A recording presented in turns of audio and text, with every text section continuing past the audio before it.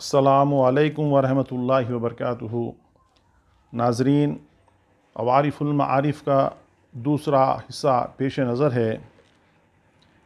اہل صفا کا فخر اور رسول اکرم صلی اللہ علیہ وآلہ وسلم کی تسلی۔ اصحاب صفا میں سے بعض حضرات نے یہ بیان کیا ہے کہ ایک دن ہم کچھ لوگ رسول اللہ صلی اللہ علیہ وسلم کی خدمت میں حاضر ہوئے اور ہم نے عرض کیا، یا رسول اللہ، ان چھواروں نے تو ہمارے پیٹ تباہ کر دیے، پیٹوں میں سوزش رہنے لگی ہے۔ رسول خدا صلی اللہ علیہ وسلم ان کی یہ شکایت سن کر ممبر پر تشریف لے گئے اور فرمایا کہ ان لوگوں کی کیا حالت ہے جو کہتے ہیں کہ چھواروں نے ہمارے پیٹ میں سوزش پیدا کر دی ہے۔ کیا تم نہیں جانتے کہ یہ چھوارے مدینے والوں کا کھانا ہے اور اسی کے ساتھ اہل مدینہ نے ہماری غم خواری کی ہے اور اسی سے ہم نے تمہاری غم خواری کی۔ میں قسم کھاتا ہوں اس ذات کی جس کے قبضہ قدرت میں محمد صلی اللہ علیہ وسلم کی جان ہے کہ 2 مہینے ہو گئے ہیں محمد صلی اللہ علیہ وسلم کے گھر سے دھواں نہیں اٹھا، کوئی چیز گھر میں نہیں پکی ہے اور گھر والوں کے پاس پانی اور کھجوروں کے سوا کچھ نہیں ہے۔ اہل صفا کو رسول خدا صلی اللہ علیہ وسلم کی بشارت شیخ ابو الفتوح محمد بن عبد الباقی بسناد حضرت عبداللہ ابن عباس رضی اللہ تعالی عنہ سے روایت کرتے ہیں کہ ایک روز رسول کریم صلی اللہ علیہ وسلم اصحاب صفا کے پاس تشریف لے گئے۔ جب آپ نے ان کا فخر، عبادت میں ان کی جد و جہد اور اس حال میں بھی ان کی خوش دلی کو ملاحظہ فرمایا تو ان سے فرمایا کہ اے اصحاب صفا، تمہیں بشارت ہو کہ تم میں سے جو کوئی ان خوبیوں پر قائم رہے گا جن پر آج تم لوگ قائم ہو اور اس حالت پر خوش رہے گا تو وہ یقیناً قیامت کے دن میرا رفیق ہوگا۔ اہل خراسان ان لوگوں کو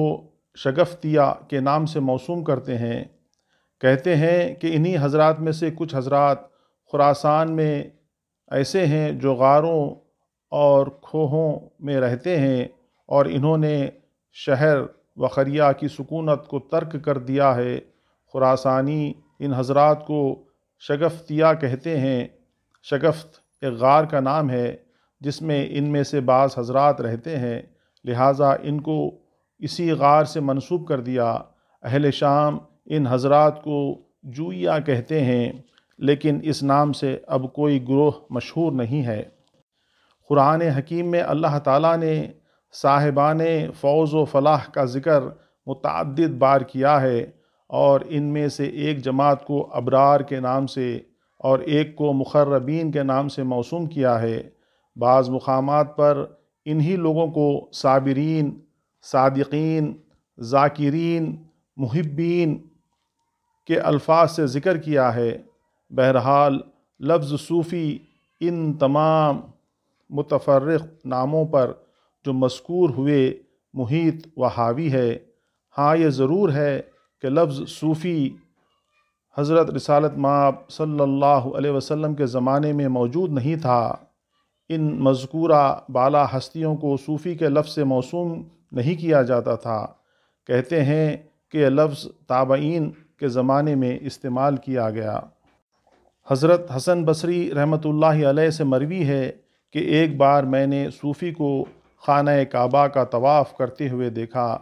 میں نے اس کو کچھ دینا چاہا لیکن اس نے قبول نہیں کیا اور کہا کہ میرے پاس 4 دمڑیاں کوڑیاں ہیں جو میرے لیے کافی ہیں۔ اس سے بھی لفظ صوفی کا استعمال حسن بصری رحمۃ اللہ علیہ کے عہد میں پایا جاتا ہے۔ اس روایت کی تائید میں یہ روایت ہے کہ حضرت سفیان ثوری رحمۃ اللہ تعالی علیہ نے فرمایا، اگر ابو ہاشم صوفی نہ ہوتے تو میں ریاکاری کی باریک باتوں سے واقف نہ ہوتا۔ یہ روایات اس امر پر دلالت کرتی ہیں کہ یہ لفظ صوفی قدیم زمانے سے مشہور و معروف ہے۔ بعض لوگ کہتے ہیں کہ لفظ 2 صدی ہجری تک استعمال نہیں کیا گیا، اس لیے رسول اللہ صلی اللہ علیہ وسلم کے عہد مسعود میں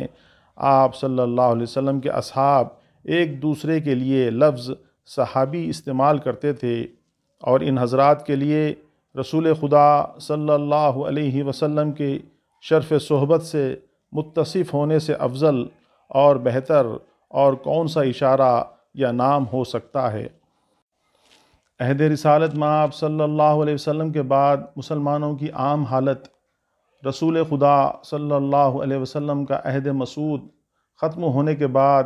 جن حضرات نے صحابہ کرام سے تعلیم حاصل کی اور شرف صحبت پایا، ان کو تابعی کے نام سے موسوم کیا گیا۔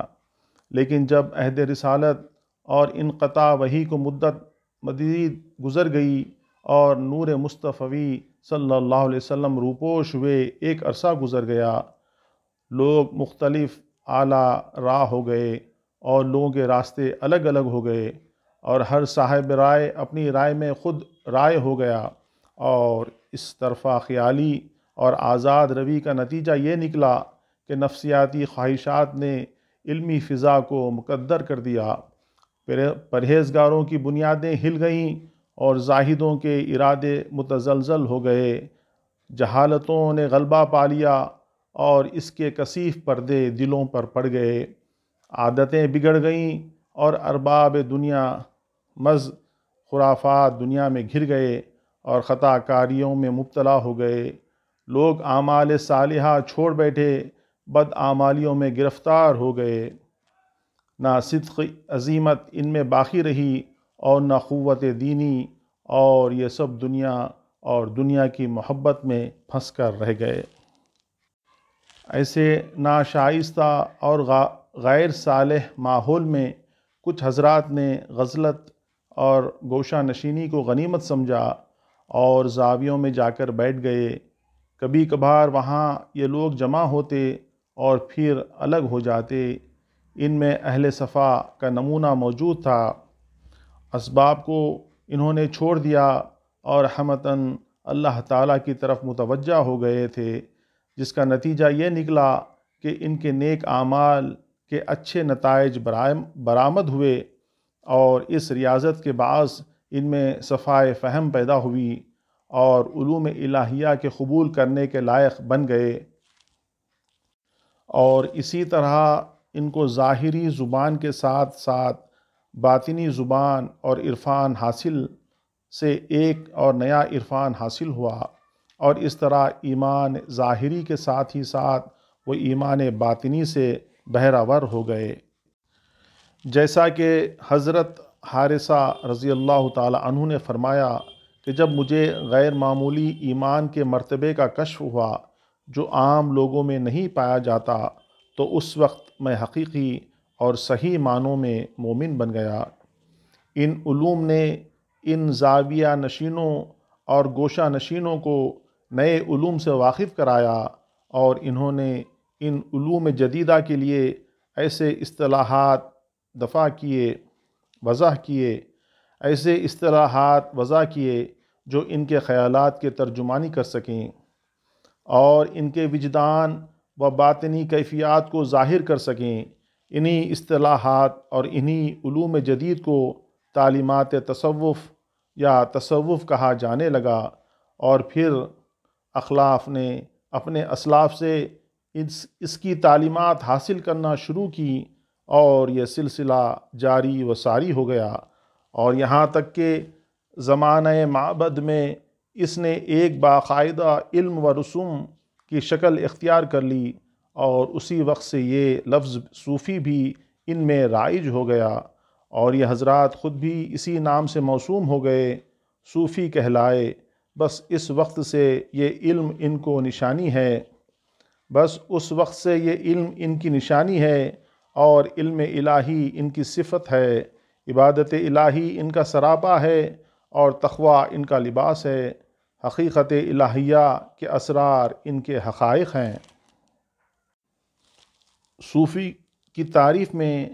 شیخ الشیوخ فرماتے ہیں، یہ حضرات جو فضائل کے مالک ہیں، اپنے کنبوں اور قبیلوں کو چھوڑ کر اور ان سے منہ موڑ کر غیرت کے قبول میں رہتے ہیں اور حیرت کی دنیا میں آباد ہو گئے ہیں۔ اللہ تعالیٰ کے فضل و کرم سے لحظہ بلحظہ ترقی و صعود کی جانب رواں ہیں۔ محبت کی آگ ان کے دل میں شعلہ زن ہے، اس پر بھی ان کی تشنگی کا یہ عالم ہے کہ حل من مزید، یہ ہے کوئی اور جو اور زیادہ کرے کا نعرہ بلند کرتے ہیں۔ الہی ہمارا حشر اسی گروہ کے ساتھ کرنا اور ان کے حالات باطنی ہم کو نصیب فرمانا، آمین یا رب العالمین۔